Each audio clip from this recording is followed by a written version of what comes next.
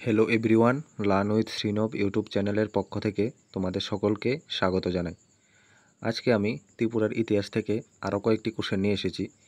আমি ত্রিপুরার ইতিহাস থেকে এর আগেও অনেকগুলি কোশ্চেন নিয়ে আলোচনা করেছি।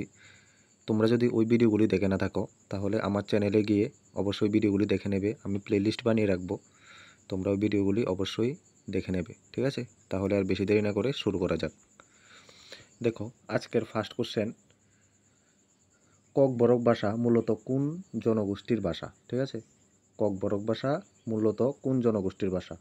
অপশান এতে বলা হয়েছে ত্রিপুরা উপজাতি, অপশান বিতে বলা হয়েছে মণিপুর, অপশান সিতে বলা হয়েছে রিয়াং, অপশান ডিতে বলা হয়েছে বেঙ্গলি। তো আমরা সকলেই জানি ককবরক ভাষা ত্রিপুরা উপজাতির জাতীয় ভাষা বা জনগোষ্ঠীর ভাষা, ঠিক আছে? ককবরক ভাষা ত্রিপুরা উপজাতির উপজাতি জনগোষ্ঠীর ভাষা, ঠিক আছে, প্রধান ভাষা বলতে পারেন। তো সেকেন্ড কোশ্চেনের দিকে যাওয়া যাক। ত্রিপুরার মহিলা মুখ্যমন্ত্রী কে ছিলেন? ঠিক আছে, এটা খুবই ইম্পর্টেন্ট প্রশ্ন, বিভিন্ন এক্সামে এসেছে এটা।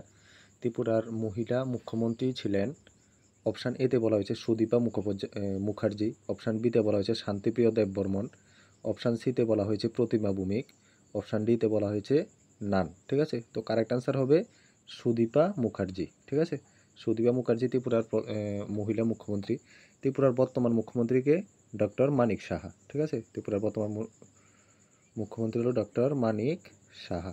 ঠিক আছে, আশা করি বুঝতে পেরেছ। নেক্সট কোশ্চেনের দিকে যাওয়া যাক।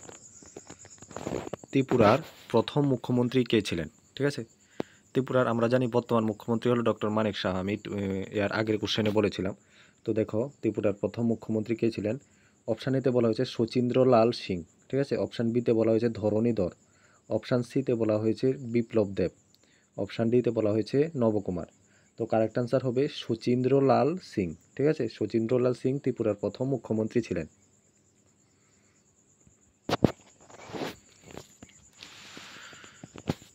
ত্রিপুরা কবে কেন্দ্রশাসিত অঞ্চল হিসাবে ঘোষিত হয়? ঠিক আছে, ত্রিপুরা কবে কেন্দ্রশাসিত অঞ্চল হিসাবে ঘোষিত হয়? অপশান এতে বলা হয়েছে 1947, অপশান বিতে বলা হয়েছে 1956, অপশান সিতে বলা হয়েছে 1972, অপশান ডিতে বলা হয়েছে 1960। তো কারেক্ট আনসার হবে 1956 সালে। ঠিক আছে, 1956 সালে ত্রিপুরা কেন্দ্রশাসিত অঞ্চল হিসাবে ঘোষিত হয়। ঠিক আছে, তো বন্ধুরা, তোমরা যদি আমার টেলিগ্রাম চ্যানেলে জয়েন করে না থাকো বা হোয়াটসঅ্যাপ চ্যানেলে জয়েন করে না থাকো তাহলে অবশ্যই চ্যানেলগুলিতে জয়েন করে নেবে। ওইটিতে আমি রেগুলার কোশ্চেন দিয়ে থাকি, তো তোমরা খুবই হেল্প হবে এক্সাম পার্সপেক্টিভে। তো নেক্সট কোশ্চেনের দিকে যাওয়া যাক। ত্রিপুরা কবে পূর্ণরাজ্য মর্যাদা পায়? ঠিক আছে, অপশান এতে বলা হয়েছে 1949, অপশান বিতে বলা হয়েছে 1956, অপশান সিতে বলা হয়েছে 1972, অপশান ডিতে বলা হয়েছে 1974। ঠিক আছে, তো কারেক্ট আনসার হবে 1972। ঠিক আছে, 1972তে ত্রিপুরা পূর্ণরাজ্যের মর্যাদা পায়। ঠিক আছে, আশা করি বুঝতে পেরেছ। সিক্স কোশ্চেনের দিকে যাওয়া যাক। ত্রিপুরা কোন সংবিধান সংশোধনের মাধ্যমে রাজ্য হিসাবে স্বীকৃতি পায়? ঠিক আছে, অপশান এতে বলা হয়েছে 35তম, অপশান বিতে বলা হয়েছে 21তম, অপশান সিতে বলা হয়েছে 36তম, অপশান ডিতে বলা হয়েছে 20তম। তো কারেক্ট আনসার হবে 21তম।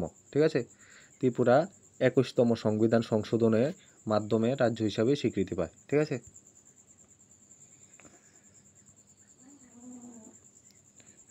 আজকের 7 নম্বর কোশ্চেন, ত্রিপুরার প্রথম রাজ্যপাল কে ছিলেন? ঠিক আছে, এটাও খুব ইম্পর্টেন্ট কোশ্চেন পরীক্ষার পার্সপেক্টিভে, তো ভালো করে এই কোশ্চেনগুলিকে নোট করে নেবে।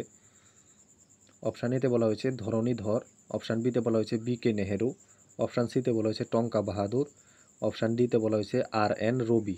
ঠিক আছে, তো কারেক্ট আনসার হবে বি.কে. নেহেরু। ঠিক আছে, ত্রিপুরার প্রথম রাজ্যপাল কে ছিলেন? বি.কে. নেহেরু। তো বন্ধুরা, তোমরা যদি চ্যানেলটিতে নতুন হয়ে থাকো তাহলে অবশ্যই চ্যানেলটিতে সাবস্ক্রাইব করে নেবে। আমি এই ধরনের ভিডিও রেগুলারই দিয়ে থাকি চ্যানেলটিতে, তো তোমাদের এক্সাম পার্সপেক্টিভে, এক্সাম প্রিপারেশানে আশা করি অনেক বেশি হেল্প হবে। ত্রিপুরা কোন ধরনের শাসন ব্যবস্থার অধীনে ছিল স্বাধীনতার আগে? ঠিক আছে, স্বাধীনতার আগে ত্রিপুরা কোন ধরনের শাসন ব্যবস্থার অধিকারী ছিল? ঠিক আছে, অপশান এতে বলা হয়েছে ব্রিটিশ রাজ্য, অপশান বিতে বলা হয়েছে জাগিরদারি, অপশান সিতে বলা হয়েছে দেশীয় রাজ্য, অপশান ডিতে বলা হয়েছে ফরাসি উপনিবেশ। ঠিক আছে, তো কারেক্ট আনসার হবে দেশীয় রাজ্য। ঠিক আছে, ত্রিপুরা দেশীয় রাজ্য শাসন ব্যবস্থার অধীনে ছিল স্বাধীনতার আগে। ঠিক আছে, 9th কোশ্চেন, ত্রিপুরা রাজবংশ কোন বংশের অন্তর্গত? ত্রিপুরা যে রাজবংশ ছিল তারা কোন বংশের অন্তর্গত? অপশান এতে বলা হয়েছে মৌর্য বংশ, অপশান বিতে বলা হয়েছে পাল বংশ, অপশান সিতে বলা হয়েছে মাণিক্য বংশ, অপশান ডিতে বলা হয়েছে গুপ্ত বংশ। ঠিক আছে, তো কারেক্ট আনসার হবে মাণিক্য। ঠিক আছে, মাণিক্য বংশের অন্তর্গত ছিল ত্রিপুরা রাজবংশ। আজকের লাস্ট কোশ্চেন, ত্রিপুরা রাজাদের পূর্বতন রাজধানী কোথায় ছিল? অপশান এতে বলা হয়েছে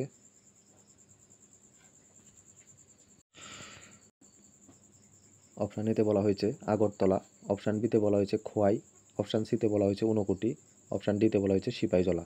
তো কারেক্ট আনসার হবে ঊনকোটি। ঠিক আছে, ত্রিপুরার রাজাদের পূর্বতন রাজধানী ছিল ঊনকোটি, এরপর হয়েছে উদয়পুর, এরপর হয়েছে বর্তমান হলো আগরতলা। ঠিক আছে, আশা করি ক্লিয়ার হয়েছে।